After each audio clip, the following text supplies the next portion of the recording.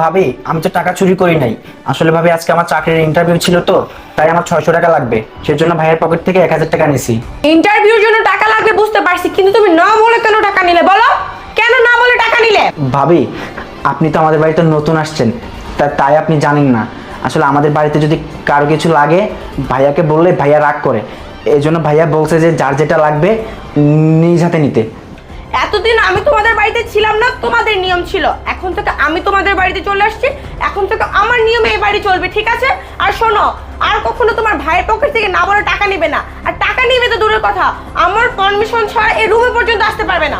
আর জানো না তুমি, কারো কাছ থেকে কোনো কিছু না বলে না কি চুরি বলে? তোমাদের কলেজে কি তোমাদের এসে